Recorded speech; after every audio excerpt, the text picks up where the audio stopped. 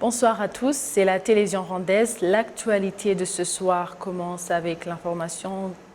Ce lundi, le chef de l'État rwandais a présidé une réunion du Conseil des ministres revenant sur plusieurs points, dont particulièrement les stratégies de renforcer la lutte contre le Covid-19 qui fait sujet d'inquiétude dans certaines parties du pays. Il a été décidé que le couvre-feu commence à partir de 19 h, que toutes les festivités soient suspendues jusqu'à nouvel ordre, que les déplacements entre les districts soient temporairement suspendus, sauf les situations nécessaires à la survie humaine.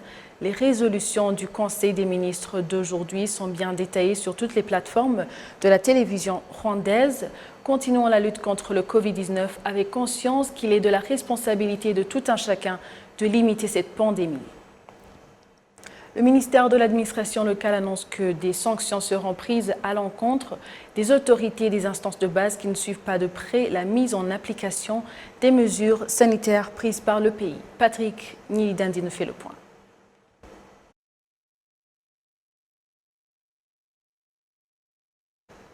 Nous allons revenir sur cet élément. Maintenant, parlons du centre biomédical du Rwanda qui rassure que le pays a une pleine capacité de dépister le Covid-19 jusqu'à 6 000 personnes par jour, alors qu'au début de la pandémie, seuls 200 tests pouvaient être effectués par jour. Le point avec Jean Damascène, Manéchine. La population dans diverses parties du pays se félicite des capacités du Rwanda à dépister la Covid-19, car ça permet de savoir à temps son état de santé par rapport au virus.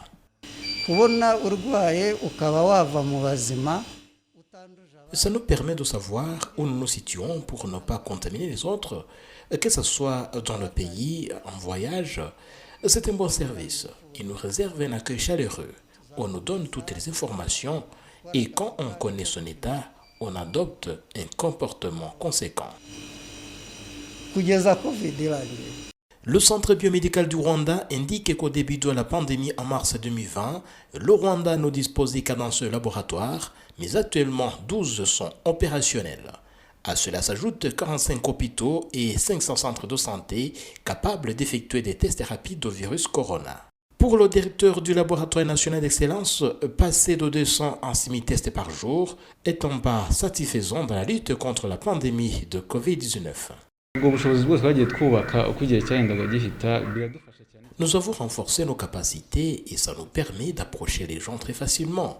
Et ainsi, nous savons contrecarrer la propagation du virus. Même si le taux de contamination s'accélère, nous n'avons aucun problème quant à la capacité d'administrer des tests. Actuellement, 70% des tests Covid-19 au Rwanda s'effectuent par méthode rapide, une méthode suffisamment efficace, comme l'affirme le directeur du service biomédical au ministère de la Santé. Nous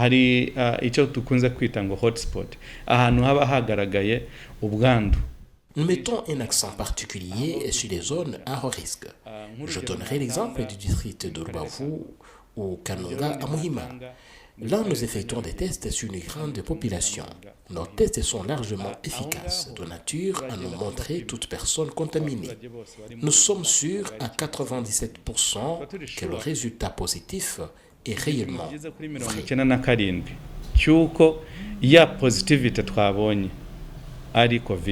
Le centre biomédical du Rwanda indique aussi que le prix de 10 000 francs rwandais pour passer un test rapide pourrait être revu à la baisse pour permettre à un grand nombre de gens d'effectuer ce service. Le Rwanda se félicite également des laboratoires ultramodernes installés à l'aéroport international de Kigali, lequel donne des résultats après 5 ou 8 heures, alors qu'auparavant, il fallait attendre entre 36 et 72 heures. Le Rwanda est le premier pays à jouir d'un tel laboratoire en Afrique et le deuxième au monde, après l'Allemagne. Jean Damascène Manéchine pour la télévision rwandaise. Toujours sur la page de la santé, mais sur un autre angle, comme je venais de vous l'indiquer, le ministère de l'administration locale annonce que des sanctions seront prises à l'encontre des autorités et des instances de base qui ne suivent pas de près la mise en application des mesures sanitaires prises par le pays. Patrick Nilidandi. Arabié s'est rendu au centre de Runda, un district de Kamonyi, dans une résidence privée qui ressemble à un ancien bistrot. Sur place, 3 hommes étaient en train de siroter des bières alcoolisées. Mais à la vue de Arabié, les bouteilles ont disparu sous les tables. Ils se sont fait passer pour des personnes venues apprendre comment construire une maison, car près de là, effectivement, un ouvrier du bâtiment était en train de s'activer à la tâche. Nous sommes là pour apprendre comment construire, rien d'autre. Lorsqu'on quitte la ville de Kigali, dans sa périphérie, les mesures sanitaires contre la Covid-19 semblent déjà oubliées par les uns et difficiles à mettre en application par d'autres. J'ai un masque avec moi, mais je ne le porte pas car je souffre des sinusites. Mais normalement, je le porte souvent. À la station de police de Rwezamenyo, district de Nyarugenge, 10 personnes sont incarcérées pour non-respect des mesures sanitaires. Les autorités les ont trouvées en pleine célébration d'une fête des baptêmes dans une famille en secteur Runda du district de Kamonyi. Avoir un tel événement sans inviter mes proches pour partager ma joie. Mais je sais que ce n'est pas permis. Je demande aux autres personnes de ne pas faire comme moi. La police nationale met en garde toute la population quant au non-respect des mesures contre la Covid-19. Elle indique qu'elle sévira contre tous les contrevenants.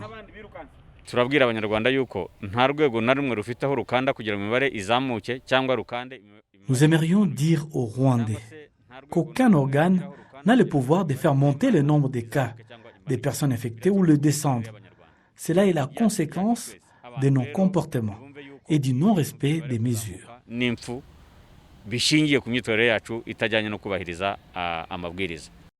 Le ministre de l'administration locale, Gatabazi, Jean-Marie Vianney, a expliqué que la non-application de ces mesures ont eu des conséquences. Et le pays fait en ce moment face à une montée des cas d'infection à la Covid-19, car certaines autorités au niveau des instances de base ont relâché leur vigilance. Le ministère de l'administration locale annonce que des sanctions seront prises à l'encontre des autorités des instances de base qui ne suivent pas de près la mise en exécution des mesures sanitaires prises par le pays. Nous allons sévir contre toutes ces personnes. Aucune autorité ne devrait être complaisante, en aucune manière. Il ne faut pas mettre en avant les relations personnelles au détriment de l'intérêt général. Nous allons non seulement sanctionner les contrevenants, mais aussi les autorités où ces forfaits ont été exécutés.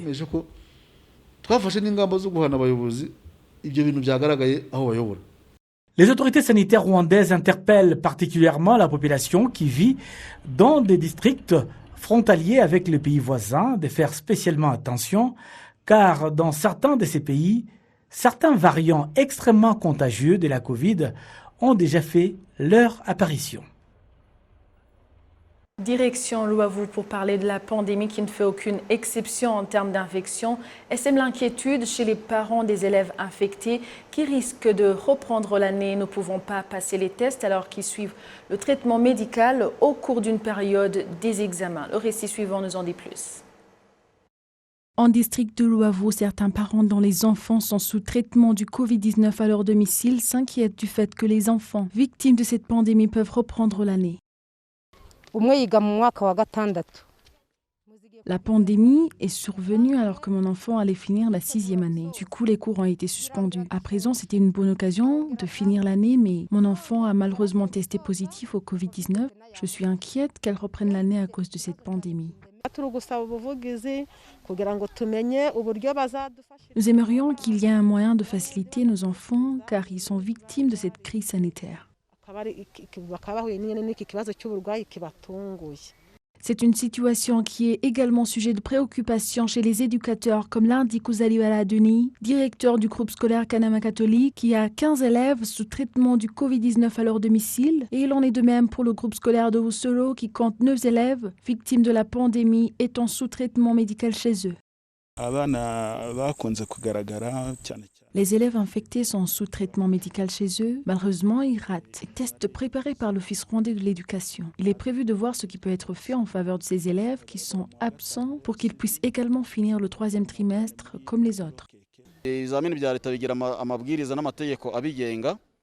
Tout test national a des règles et instructions. Il est actuellement question de consulter ceux qui sont chargés de tout cela au niveau du secteur et du district pour que ces élèves passent tous les examens. Ishimwe Pacifique, une des autorités du district de Rubavu chargée des affaires sociales, s'exprime à ce sujet. Nous ne pourrons pas accepter que ces élèves reprennent l'année. À leur rétablissement, ils vont passer les tests qu'ils auront ratés. Et pour le cas de l'examen national, il en sera de même, bien que les examens qui leur seront choisis ne puissent pas être identiques.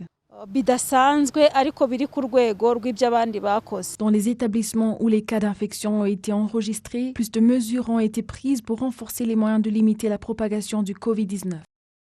Page Sport, les analystes sportifs estiment que les difficultés de gestion éprouvées par l'équipe Mukura Victory Sports et loisirs du district de Rouillé pourraient la précipiter en deuxième division. Suivez le récit de Jean Damascène Manichim. À 2 journées de la fin du championnat national de première division, les jaunes noirs de Mukura Victory Sport, qui occupent l'avant-dernière place, ont l'obligation de gagner ces 2 matchs, faute de quoi ils seront relégués en deuxième division, ce qui met mal à l'aise les fans de cette équipe. En tant que supporters, nous ne comprenons pas ce qui se passe. Au terrain, l'équipe joue bien. Des fois, on espère gagner, mais en vain. Nos joueurs devraient savoir que nous sommes très tristes. Les défaites perpétuelles nous écœurent. Certains d'entre nous ne suivent même plus l'actualité sportive à la radio. Pour Célestin Gassangwa alias Tigana, l'un des célèbres vétérans de Mukura, l'équipe a complètement perdu son originalité et ne se laisse malheureusement pas conseiller par les experts dans le domaine. Le problème majeur, c'est que l'équipe n'a plus d'originalité. Par exemple, tu ne trouveras aucun joueur originaire de Butare dans son effectif. Dans le temps, après une défaite, nous éprouvions de la honte, à tel point que nous ne pouvions pas sortir pour nous manifester dans les quartiers. Nous nous arrangions pour trouver nous-mêmes une issue à ce problème. Et tant que la situation ne change pas, on ne sortait jamais, mais actuellement, ils savaient que les joueurs s'en foutent. Ils n'aiment pas l'équipe. Je vous dirais que la disparition de Mukura entraînera de l'eau de perte dans ce district de Rouillé. Pour sa part, Jean Dodieu Matesso, l'entraîneur de l'équipe, la zone inconfortable dans laquelle se trouve Mukura résulte des handicaps survenus de façon inattendue, à quoi s'ajoute le niveau des joueurs qui laisse beaucoup à désirer. Dans les premiers matchs, nous avons eu un problème de blessure et de maladie chez nos joueurs. La perte de ces matchs nous a plongés dans ce gouffre. Nous luttons pour renverser la vapeur. Si par chance nous échappons à la relégation, nous prendrons des mesures l'année prochaine. Nous allons renforcer l'équipe dès la défense, au milieu du terrain, comme à l'attaque. Mais les joueurs rwandais seront notre préférence. La direction de l'équipe indique qu'il n'y a rien d'anormal car des situations similaires arrivent souvent en football. Le président de l'équipe de Mukura, Olivier Moulindahabi, est pour le moment en lice pour la présidence de la Fédération rwandaise de football, FEROFA en sigle. Jean Damascène Manichimwe pour la TV rwandaise. Merci à vous tous qui étiez au rendez-vous d'actualité de la télévision rwandaise. Au nom de toute l'équipe qui a réalisé ce journal, je vous souhaite de passer une agréable soirée. Vous étiez avec Amandine Dikoumassabo. À la prochaine et d'ici là, portez-vous bien.